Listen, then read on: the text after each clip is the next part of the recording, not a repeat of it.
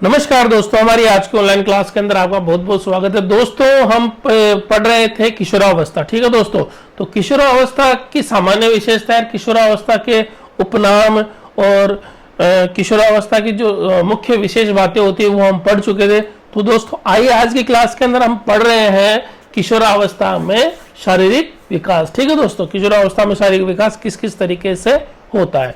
ठीक है दोस्तों, तो आइए देखते हैं सबसे पहले हम किशोरावस्था के अंदर शारीरिक विकास। ठीक है, तो शारीरिक विकास के अंदर सबसे पहले देखते हैं दोस्तों हड्डियों की संख्या। तो हड्डियों की संख्या मैंने आपको पहले दोनों किशोरावस्था शिशुअवस्था में बता चुका था और बाल्यावस्था में बता चुका था, तीनों अवस्थाओं की कॉमन करके। ठीक है दोस्तों, तो शिशुअवस्था में कितनी हड्डियां होती है मैंने बताई थी आपको, 270। ठीक है दोस्तों, फिर बाल्यावस्था में कितनी हड्डियां होती है, 350 और किशोरावस्था में कितनी हड्डियां हो जाती है, 206। ठीक है दोस्तों, शिशुअवस्था में 270 क्यों होती है कि हड्डियां कम होती है। ठीक है दोस्तों, फिर बाल्यावस्था के अंदर क्या होता है, हड्डियों का विकास होता है। बाल्यावस्था में हड्डियों का विकास होता है तो वो हो जाती है 350। फिर बाल्यावस्था से किशोरावस्था तक क्या होता है कि हड्डियों का अस्थिकरण होता है, दो हड्डियां आपस में जुड़ती है, मिलती है, करती है, ऐसे करके दो हड्डियां मिलकर एक हड्डी बनती है। तो काफी सारी हड्डियां जो कमजोर होती है, जो उपास्थियां होती है, जो पूर्ण रूप से विकसित नहीं हो पाती, वो आपस में मिलकर नई हड्डियां बनाती है, इसलिए संख्या कम हो जाती है। बाल्यावस्था से किशोरावस्था तक हड्डियां कितनी हो जाती है, 206, जो सामान्य मनुष्य के अंदर हड्डियों की संख्या होती है। ठीक है दोस्तों, आइए दोस्तों हम देखते हैं आगे दांतों की संख्या। क्या, दांतों की संख्या। ठीक है दोस्तों, देखिए दोस्तों, हमने शिशुअवस्था के अंदर देखे थे दांतों की संख्या। शिशुअवस्था का हम वापस से रिवाइज करते हैं एक बार। दोस्तों, जन्म के समय कितने दांत होते हैं, जन्म के समय कितने दांत होते हैं शिशु के अंदर, 0। कितने दांत होते हैं, 0। जन्म के समय दांतों की संख्या क्या होती है, 0 होती है। और 6 माह में शिशु में कितने दांत आ जाते हैं, 1 दांत। ये मैं आपको शिशुअवस्था में पढ़ा चुका दोस्तों। ठीक है, तो जन्म के समय कितने दांत होते हैं, 0। 6 माह में कितने दांत आ जाते हैं, 1 दांत। और शिशुअवस्था के अंत में यानी जब बच्चा 5 से 6 साल तक का हो जाता है तब तक उसमें कितने दांत हो जाते हैं, 16 दांत। कितने दांत, 16 दांत। शिशुअवस्था के अंत तक कितने दांत, 16 दांत, जिसमें से 2-3 स्थायी दांत होते हैं और बाकी 13-14 दांत कौन से होते हैं, दूध के यानी अस्थायी दांत। ठीक है, तो जन्म के समय दांत हो गए 0, 6 महीने के अंदर दांत हो गए 1 और शिशुअवस्था के अंदर अंत में दांत हो गए कितने, 15 से 16। ठीक है, और जिसमें से 2-3 दांत तो स्थायी होंगे और 13-14 दांत क्या होंगे, अस्थायी होंगे। ठीक है दोस्तों, अब बाल्यावस्था में देखते हैं। बाल्यावस्था में जो दूध के दांत थे वो गिरने लग जाते हैं। ठीक है, क्या होता है, दूध के दांत गिरने लग जाते हैं और कुल 15 नए दांत आ जाते हैं। ठीक है, कुल 15 नए और पक्के दांत आ जाते हैं। नए और पक्के कुल कितने आ जाते हैं, 15। ठीक है दोस्तों, नए, इसका मतलब दूध के दांत, कुछ दांत जो दूध के दांत थे वो गिर गए काफी सारे और 15 नए दांत आ गए। ठीक है, 15 नए दांत आ गए। तो जो दूध के दांत थे वो दांत तो थे ही सही, वो दांत तो है ही सही, जो बचे कुछ दांत है, ठीक है, वो 15 और नए दांत आ जाते हैं। इस तरीके से दांतों की संख्या हो जाती है। ठीक है दोस्तों, तो आपको यहाँ सब में दांत समान नहीं होंगे कि इतने होंगे इतने होंगे, हम ये नहीं बता सकते।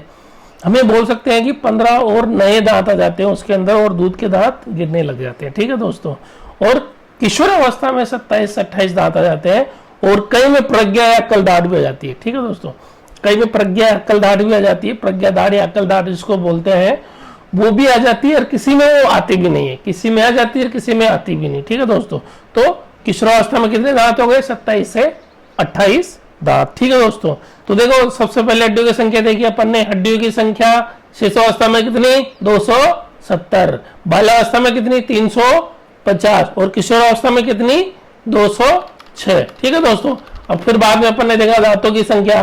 तो दांतों की संख्या शिशुअवस्था में कितनी, शिशुअवस्था में कितनी, जन्म के समय कितने दांत होते हैं, 0 और 6 महीने में कितने दांत आ जाते हैं, 1 और शिशुअवस्था के अंत के अंदर कितने दांत हो जाते हैं, 16। ठीक है, 15 या 16 दांत, जिनमें से 2-3 स्थायी होते हैं और 13-14 अस्थायी होते हैं। और बाल्यावस्था में कितने दांत हो जाते हैं, जो दूध के दांत है वो गिरने लग जाते हैं और 15 नए या पक्के दांत आ जाते हैं। ठीक है दोस्तों, और किशोरावस्था के अंदर क्या होता है, 27 से 28 दांत हो जाते हैं, और कहीं के अंदर प्रज्ञा दांत आ जाती है, कहीं में प्रज्ञा दांत नहीं आती है। ठीक है दोस्तों, कहीं में अकल दांत आ जाती है, कहीं में अकल दांत नहीं आती है। ये हो गया दोस्तों। ठीक है, अब आए दोस्तों देखते हैं लंबाई। लंबाई अपन ने देखी थी कि जन्म के समय लंबाई कितनी होती है, 51 सेंटीमीटर। जन्म के समय कितनी लंबाई होती है, 51 सेंटीमीटर। लेकिन जो बालिका होती है, ठीक है, जो शिशु बालिका होती है, उसकी लंबाई आधा या 1 सेंटीमीटर जो बालक होता है, शिशु बालक, उससे कम होती है। ठीक है दोस्तों, जैसे कि बालक की लंबाई 51 सेंटीमीटर है, तो शिशु बालिका की लंबाई होगी 50.5 सेंटीमीटर। ठीक है दोस्तों, और यही लंबाई शैशवावस्था के अंत में 108 सेंटीमीटर हो जाती है। कितनी होती है दोस्तों, 108 सेंटीमीटर। कब, शैशवावस्था के अंत में। ठीक है, शैशवावस्था के अंत में कितनी हो जाती है, 108 सेंटीमीटर। ठीक है, तो शैशवावस्था के अंत में जो बालिका की लंबाई है, जो शिशु बालिका है ना, उसकी लंबाई शैशवावस्था के अंत में भी क्या होती है दोस्तों, शिशु बालक से आधा या 1 सेंटीमीटर कम होती है। ठीक है, अंत में भी आधा 1 सेंटीमीटर कम होती है, और शैशवावस्था के स्टार्ट में भी आधा 1 सेंटीमीटर कम होती है। यानी कि स्टार्टिंग में जैसे 51 सेंटीमीटर होती है शिशु बालक की लंबाई, तो शिशु बालिका की लंबाई कितनी होगी, 50.5 सेंटीमीटर।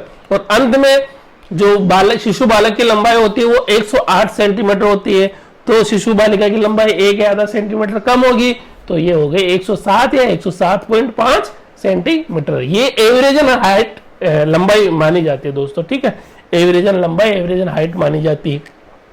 तो क्या हो गई, शैशवावस्था के स्टार्टिंग में 51, शिशु बालिका की आधा सेंटीमीटर कम यानी 50.5, और अंत में शैशवावस्था के अंत में कितनी हो गई, 108, और शिशु बालिका की लंबाई 107। ठीक है दोस्तों, और आगे देखिए, इसके बाद में अपन ने देखा था बाल्यावस्था के अंदर। बाल्यावस्था में लंबाई स्टार्टिंग में क्या होती है, बाल्यावस्था का स्टार्टिंग यानी शैशवावस्था का अंत, तो शैशवावस्था के अंत में क्या थी, 108, और शिशु बालिका की थी 107। ठीक है, तो यही हाइट होगी बाल्यावस्था की शुरुआत में, यानी शिशु बालक की लंबाई होगी 108 सेंटीमीटर, और शिशु बालिका की लंबाई होगी 107 सेंटीमीटर। ठीक है दोस्तों, अब ये जो हाइट है, ठीक है, वो बाल्यावस्था के अंत में कितनी होती है दोस्तों, 138.3 सेंटीमीटर बालक की लंबाई, और बालिका की लंबाई कितनी होगी, 139.2। यहां देखिए दोस्तों, बाल्यावस्था की स्टार्टिंग में और शैशवावस्था के अंत में और शैशवावस्था की शुरुआत में तो बालिका की लंबाई कम हो रही थी। ठीक है, कम थी आधा 1 सेंटीमीटर, लेकिन बाल्यावस्था के अंत में यहाँ जो बालिका है ना, बाल्यावस्था के अंत में बालिका की लंबाई 1 सेंटीमीटर ज्यादा होगी। ठीक है, 1 या आधा सेंटीमीटर ज्यादा होगी जो बालिका होगी उसकी लंबाई। तो देखिए दोस्तों, बाल्यावस्था के स्टार्टिंग में कम थी बालक से, लेकिन बाल्यावस्था के अंत में ज्यादा हो गई बालक से। ठीक है, किसकी, बालिका की लंबाई। तो सबसे ज्यादा अंतर किसकी लंबाई में आता है बाल्यावस्था में, बालिका की लंबाई में, क्योंकि पहले कम थी फिर ज्यादा हो गई। ठीक है, तो बाल्यावस्था के स्टार्टिंग में लंबाई क्या हो गई, 108 सेंटीमीटर, और बालिका की लंबाई कितनी है, 107 सेंटीमीटर, और बाल्यावस्था के अंत में कितनी हो गई, 138.3 सेंटीमीटर। जो बालक की लंबाई होती है कितनी, 138.3 सेंटीमीटर, और बालिका की लंबाई 139.2 सेंटीमीटर, क्योंकि ज्यादा होगी दोस्तों, आधा 1 सेंटीमीटर है ना, 139.2 सेंटीमीटर। ठीक है, और ये जो लंबाई होती है दोस्तों, ये प्रतिवर्ष 5 से 6 सेंटीमीटर की इसमें वृद्धि होती है। कितनी वृद्धि होती है, 5 से 6 सेंटीमीटर की प्रति वर्ष इसके अंदर वृद्धि होती है दोस्तों। ठीक है, अब किशोरावस्था में देखते हैं दोस्तों। किशोरावस्था में आरंभ में लंबाई वही होगी जो बाल्यावस्था के अंत में थी। ठीक है, किशोरावस्था के आरंभ में लंबाई क्या होगी, जो बाल्यावस्था के अंत में थी, 138.3 किसकी, बालक की, और बालिका की कितनी थी, 139.3। तो दोस्तों यही हाइट किशोरावस्था के शुरुआत में होगी, यानी कि किशोरावस्था की शुरुआत के अंदर जो किशोर है उसकी लंबाई होगी 138.3। ठीक है, जो किशोर है उसकी लंबाई होगी 138.3, लेकिन जो किशोरी है उसकी जो लंबाई होगी दोस्तों वो आधा 1 सेंटीमीटर ज्यादा होगी, यानी कि 139.2। ठीक है दोस्तों, अब अंत में किशोरावस्था के अंत में जो हाइट होती है, जो लंबाई होती है, वो किशोर की होगी 161.8 और किशोरी की होगी दोस्तों आधा 1 सेंटीमीटर कम। ठीक है दोस्तों, 1 सेंटीमीटर कम होगी किशोरी की किशोरावस्था के अंत में। ठीक है, स्टार्टिंग में तो ज्यादा थी, किशोरावस्था की शुरुआत में ज्यादा थी, लेकिन किशोरावस्था के अंत में कम होगी, यानी कि 151.6 सेंटीमीटर जो किशोरी की जो लंबाई होती है। ठीक है दोस्तों, तो किशोर की लंबाई जो थी वो पहले तो थी कम शुरुआत में और लास्ट में है ज्यादा है। ठीक है दोस्तों, ऐसे देखते हैं बाल्या अपने शिशुअवस्था देखी, शिशुअवस्था में क्या थी, शुरुआत में हाइट थी कम, शिशुअवस्था के अंत में भी शिशु बालिका की हाइट थी कम। ठीक है, फिर बाल्यावस्था के शुरुआत में शिशु बालिका की लंबाई कम और बाल्यावस्था के अंत में शिशु बालिका की लंबाई ज्यादा हो जाती है। जो शिशु ये किशोरावस्था जो रहती है उसकी स्टार्टिंग, यानी किशोरावस्था का स्टार्टिंग है और बाल्यावस्था का स्टार्टिंग एक ही बात है। तो बाल्यावस्था के अंदर शुरुआत के अंदर तो थी कम और बाद में हो गई ज्यादा, किसकी लंबाई, लड़की की यानी बालिका की लंबाई। ठीक है दोस्तों, और किशोरावस्था की शुरुआत में किशोरी की लंबाई होती है क्या, ज्यादा और अंत में होती है कम, यानी किशोरावस्था की शुरुआत में कितनी लंबाई हो गई 138.3 तो हो गई किशोरों की, और किशोर की लंबाई इससे आधा सेंटीमीटर ज्यादा यानी 139.2 और अंत के अंदर दोस्तों किशोर की जो लंबाई होगी वो 161.8 सेंटीमीटर होगी और जो किशोरी की लंबाई होगी वो 151.6 सेंटीमीटर होगी। ठीक है दोस्तों, अब हृदय की धड़कन देखते हैं हम। हृदय की धड़कन दोस्तों मैंने आपको बताया था शिशुअवस्था में कितनी थी, 140 बार धड़कना प्रति मिनट, 140 बार धड़कता था दिल, किसमें, शिशुअवस्था में। कितने मिनट में, 1 मिनट में, 1 मिनट में 140 बार। बाल्यावस्था में 1 मिनट में 100 बार और किशोरावस्था में 1 मिनट में 72 बार। ये मैं कंटिन्यू आपको बताता आ रहा हूं दोस्तों। ठीक है, मैंने शिशुअवस्था में बताया, बाल्यावस्था में बताया और किशोरावस्था में भी, तीनों का कंबाइंड करके बता दिया आपको। तो शिशुअवस्था में कितने, 140, बाल्यावस्था में 100 और किशोरावस्था में 72। ठीक है दोस्तों, और इससे जो किशोरावस्था की सबसे मुख्य बात है दोस्तों, जनन अंगों का विकास, जनन अंगों का विकास, जनन अंगों का विकास होने लग जाता है किशोर और किशोरियों में।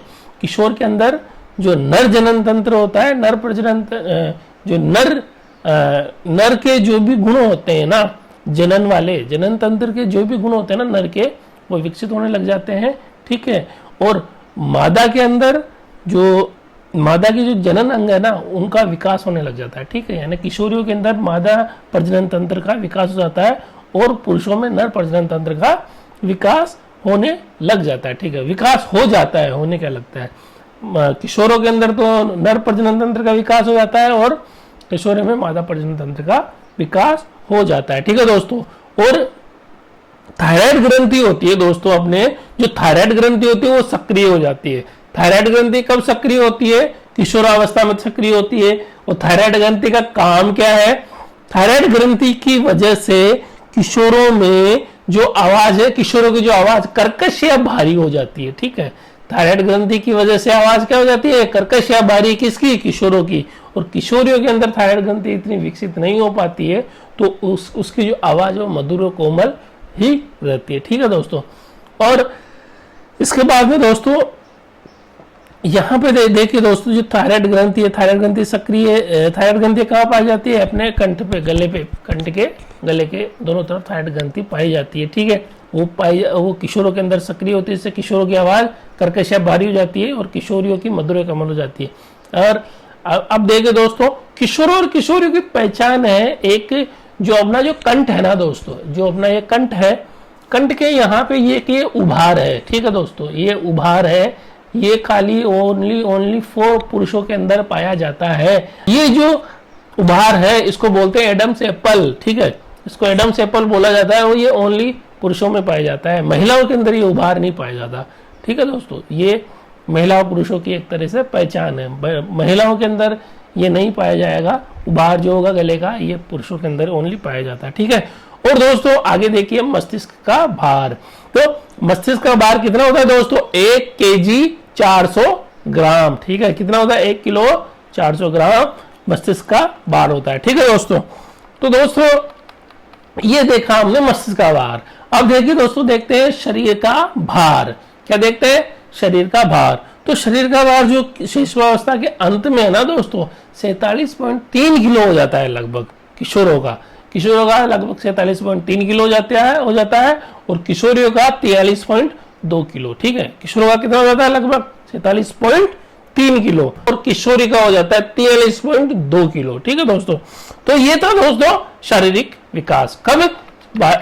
किशोरावस्था के अंदर। ठीक है दोस्तों, सबसे पहले देखा दोस्तों हमने हड्डियों की संख्या। हड्डियों की संख्या 270 शिशुअवस्था में होती है, बाल्यावस्था में 350 होती है और किशोरावस्था के अंदर क्या हो जाती है? 206। ठीक है दोस्तों, और फिर आगे देखा हमने दांतों की संख्या। दांतों की संख्या हमने शिशुअवस्था में देखी थी कि जन्म के समय 0 दांत होते हैं, 6 महीने में 1 दांत आता है और शिशुअवस्था के अंत तक 16 दांत आ जाते हैं, जिसमें से 2 या 3 दांत क्या होते हैं? स्थायी होते हैं। अंत में कितने? 2 या 3 दांत स्थायी हो जाते हैं और 13 और 14 दांत होते हैं ओनली दूध के होते हैं। 16 दांत टोटल आ जाते हैं, जिनमें से 2-3 स्थायी होते हैं और 13-14 दांत अस्थायी होते हैं। कब? शिशुअवस्था के अंत में। अब यहाँ बाल्यावस्था के अंदर क्या होता है? बाल्यावस्था जैसे आती है वो दूध के दांत जो होते हैं गिरने लग जाते हैं। कुल 15 दांत नए आ जाते हैं। ठीक है, नए और पक्के, पक्के और नए। 15 दांत क्या होते हैं? पक्के और नए, जो नए दांत आते हैं। तो कुल मिला के जो दूध के दांत बचे हुए थे वो और नए और पक्के दांत 15, ये मिला के वो दांत उसके अंदर बाल्यावस्था में पाए जाते हैं दोस्तों। किशोरावस्था में 27 से 28 दांत आ जाते हैं और किसी में प्रज्ञा दाढ़ जो होती है, अक्कल दाढ़, वो आ जाती है, किसी में नहीं आती। ठीक है दोस्तों, आगे देखिए हमने देखा लंबाई। आगे हमने देखा लंबाई। ठीक है दोस्तों, तो जन्म के समय शिशु की लंबाई 51 सेंटीमीटर होती है और बालिका की लंबाई 50.5 सेंटीमीटर होती है, यानी आधा सेंटीमीटर बालक से कम होती है। ठीक है, बालक शिशु से आधा सेंटीमीटर कम होती है, यानी कि 50.5। और शिशुअवस्था के अंत में होती है बालक शिशु की लंबाई तो 108 सेंटीमीटर होती है और बालिका की शिशु की लंबाई 1 सेंटीमीटर कम होती है शिशुअवस्था के अंत में भी, तो वो हो गए 107 सेंटीमीटर। ठीक है, बालिका शिशु की 107 सेंटीमीटर। आगे देखिए दोस्तों, जो बाल्यावस्था की शुरुआत में है, बाल्यावस्था की शुरुआत और शिशुअवस्था का अंत एक ही बात हो गई दोस्तों। तो यहाँ पे जो शिशुअवस्था के अंत में लंबाई थी वही बाल्यावस्था की शुरुआत में होगी, यानी कितनी है? बालक की लंबाई 108 सेंटीमीटर और बालिका की लंबाई 107 सेंटीमीटर, यानी 1 सेंटीमीटर कम। अब आगे देखें दोस्तों, बाल्यावस्था के अंत में जो लंबाई होती है 138.3 सेंटीमीटर, किसकी? बालक की। बालक की लंबाई 138.3 सेंटीमीटर होती है और बालिका की लंबाई 139.2 सेंटीमीटर होती है। यहाँ आधा सेंटीमीटर ज्यादा होती है बाल्यावस्था के अंत में। किसकी लंबाई? बालिका की लंबाई। बालिका की लंबाई आधा सेंटीमीटर ज्यादा होगी, किससे? बालक से। ठीक है, एक आधा सेंटीमीटर ज्यादा होगी, किससे? बालक से। तो बालक की लंबाई जैसे है 138.3, जो औसतन आयु एज औसतन जो लंबाई मानी जाती है वो है 138.3 और बालिका की होगी 139.2। ठीक है दोस्तों, और प्रतिवर्ष लंबाई बाल्यावस्था के अंदर 5 से 6 सेंटीमीटर बढ़ती है दोस्तों। ठीक है, आगे हमने देखा था किशोरावस्था में। किशोरावस्था की शुरुआत के अंदर जो लंबाई थी वो थी 138.3 और किशोरी की क्या थी? 139.2, वही जो बाल्यावस्था के अंत में थी दोस्तों। ठीक है, बाल्यावस्था के अंत में जो लंबाई होगी वही किशोरावस्था के शुरुआत में लंबाई होगी। तो किशोरावस्था की शुरुआत में लंबाई क्या हो गई? किशोरों की लंबाई 138.3 और किशोरियों की 139.2। ठीक है दोस्तों, और किशोरावस्था के अंत में जो लंबाई होती है किशोरों की होती है 161.8 और किशोरियों की 151.6। यहाँ क्यों लंबाई घट रही है? बाकी में तो पहले तो बढ़ी थी, बाल्यावस्था के शुरुआत में लंबाई बढ़ती है इसमें किशोरावस्था में और बाद में लंबाई कम होती है अंत में। शिशुअवस्था के अंत में जो किशोर की लंबाई होती है 161.8 होती है और किशोर की लंबाई 151.6 होती है। ठीक है दोस्तों, आगे हमने देखा था हृदय की धड़कन। हृदय की धड़कन में हमने देखा दोस्तों कि शिशु की जो हृदय की धड़कन है शिशुअवस्था में होती है 140, बाल्यावस्था में 100 और किशोरावस्था में 72। और अब ने इसकी सबसे महत्वपूर्ण इंपॉर्टेंट चीज देखी दोस्तों कि जनन अंगों का विकास इस अवस्था में हो जाता है और थायराइड ग्रंथि सक्रिय हो जाती है, जिससे कि जो किशोर होते हैं उनकी आवाज कर्कश हो जाती है, मोटी हो जाती है और किशोर की आवाज मधुर कोमल होती है। और जो मस्तिष्क का भार होता है दोस्तों, मस्तिष्क का भार 1 किलो 400 ग्राम होता है। ठीक है दोस्तों, और जो शरीर का भार होता है दोस्तों, शरीर का भार किशोरावस्था के अंत में हमने देखा था 47.3 तो किशोरों में और 43.2 किसमें? किशोरियों में होता है। ठीक है दोस्तों, किशोरों का भार कितना होता है 47.3 और किशोरियों का 43.2। ये एवरेजन भार है दोस्तों। ठीक है, ये औसतन भार माना जाता है। मोटा पतला होना अलग बात है, लेकिन ये एवरेजन औसतन जो आदर्श जो भार माना जाता है ये होता है दोस्तों। ठीक है, कितना, किशोरों का 47.3 और किशोरियों का 43.2, ये आदर्श भार माना जाता है। ठीक है दोस्तों, ये था हमारा दोस्तों शारीरिक विकास। अब दोस्तों यहाँ की क्लास हमारी यहीं खत्म होती है। अब जो नेक्स्ट है हमारा मानसिक विकास, वो मैं अगले वीडियो में आपको बताऊंगा। ठीक है दोस्तों, नमस्कार।